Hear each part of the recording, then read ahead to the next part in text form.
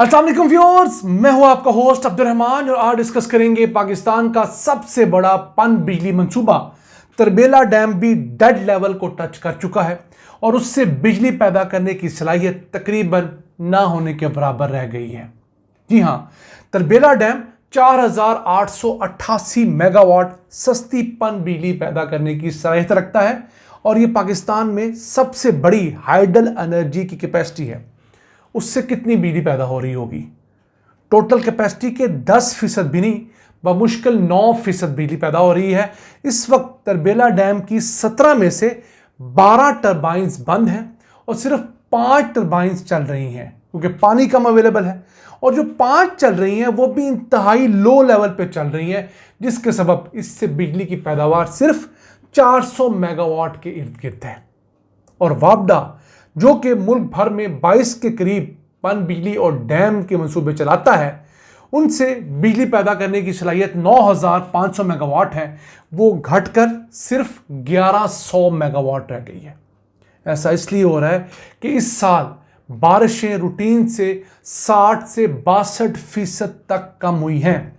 इस सबब हमारे दरियाओं में पानी नहीं है और ख़दशा है कि ये साल पाकिस्तान में कहत ला सकता है। अल्लाह ना करे ऐसा हो।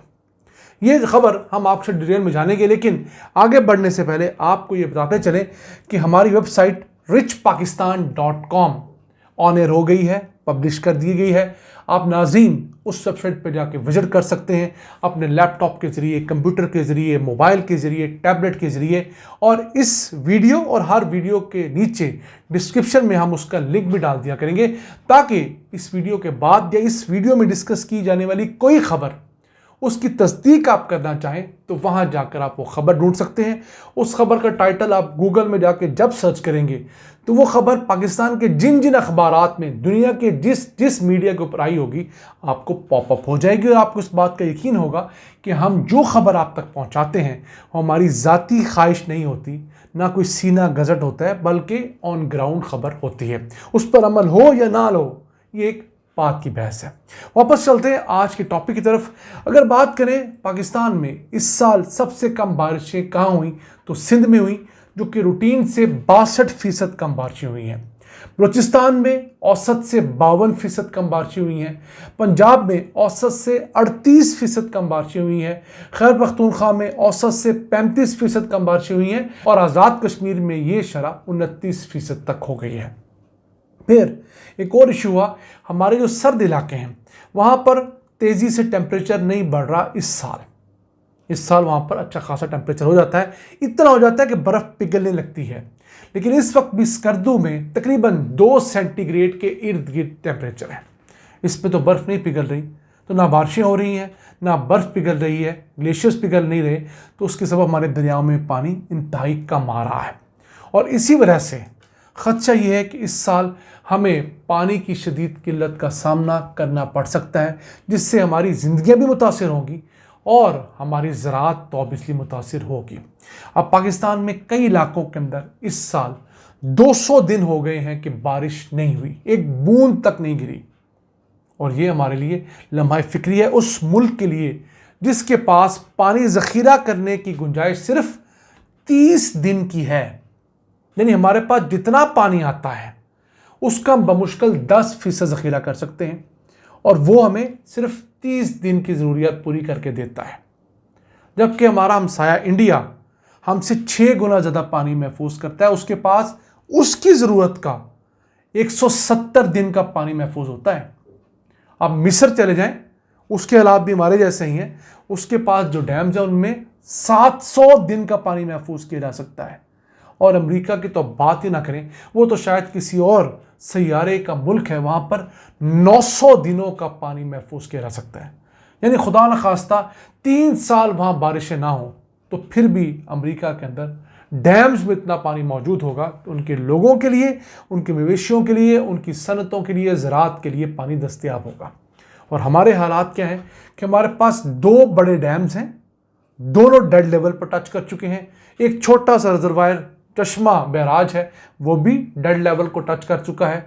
और हमने गुज़िश्ता 40 सालों से, बल्कि अब तो 50 साल होने वाले हैं, एक भी बड़ा डैम तो क्या दरमियाना डैम नहीं बनाया। अब जाकर 2 डैम जरूर बन रहे हैं।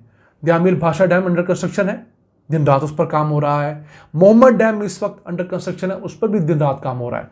मोहम्मद डैम अगले साल के आखिर में शायद दिसंबर तक कंप्लीट हो जाए इंशाल्लाह ताला। जो दयामिल भाषा डैम है वो जाकर कंप्लीट होगा सन 2029-30 के अंदर। तो पाकिस्तान की टोटल वाटर स्टोरेज की कैपेसिटी में 7.3 मिलियन एकड़ फीट का इजाफा होगा। लेकिन वक्त के साथ साथ हमारे पुराने डैम्स के अंदर जो मट्टी आ रही है, रेत आ रही है, गारा आ रहा है, सिल्ट आ रही है, उससे उनकी कैपेसिटी को 30% तक कम हो चुकी है। हमारे मंगला और तरबेला डैम जिनके अंदर पानी जखीरा करने की कैपेसिटी 16.2 मिलियन एकड़ फुट होती थी 1976 में, अब वो कम होकर 13.3 या 13.4 मिलियन एकड़ फीट तक रह गई है। तो हमें एक दरमियाने साइज के जितना डैम खत्म होने का सोच लेना चाहिए, यानी कि दरमियाने साइज का डैम को 3 मिलियन एकड़ फीट का होता है, तो उतनी कैपेसिटी तो हम लूज कर चुके हैं इन डैम्स के अंदर, और इतनी कैपेसिटी हमने मुल्क में ऐड की नहीं। तो अब डैम्स बनने का आगाज तो है। हमारी हुकूमत से गुजारिश है कि जहां वो ये 2 डैम्स बना रही है वो सवा डैम के लिए भी कोशिशें तेज करे। ये एक ऐसा डैम है जो कि कैरी ओवर डैम है, मेन नाले के ऊपर नहीं है, मेन दरिया पर नहीं है, इसके ऊपर कंस्ट्रक्शन की लागत कम है, लोगों को कम डिस्प्लेस करना पड़ेगा। को 35 मिलियन एकड़ फीट पानी इसमें ज़ख़ीरा होता है, और उस पानी से ना सिर्फ सिंध फ़ायदा उठाएगा, ना सिर्फ बलूचिस्तान फ़ायदा उठाएगा, बल्कि पंजाब भी फ़ायदा उठा सकता है। और हुकूमत जो चोलिस्तान के सहरा को जरखेज़ करना चाहती है, उसके लिए आपको इतने बड़े साइज़ के डैम चाहिए। आप 30 मिलियन एकड़ फीट क्या ना बनाएं, आप 20 मिलियन एकड़ फीट के लिए बना लें, वो भी आज के लिए बहुत ज़रूरी है। क्यों?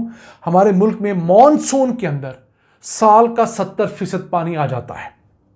3 महीनों में पूरे साल के 70% पानी की अल्लाह ने गुजरगाह बनाई है। बाकी 30% पानी जो है वो बाकी 9 महीनों में आता है। तो अगर हम इन 3 महीनों के अंदर अपने पानी को महफूज करेंगे तो बाकी साल पानी इस्तेमाल कर सकेंगे। फिर पाकिस्तान में 225 के करीब वेटलैंड्स हैं, झीलें हैं, बड़े बड़े कुदरती तालाब हैं। उनको 1 लाख तक बढ़ाने का एक प्रोजेक्ट शुरू हो चुका है, जो कि लिविंग इंडस के नाम से। हम उस पर डिटेल वीडियो कर चुके हैं।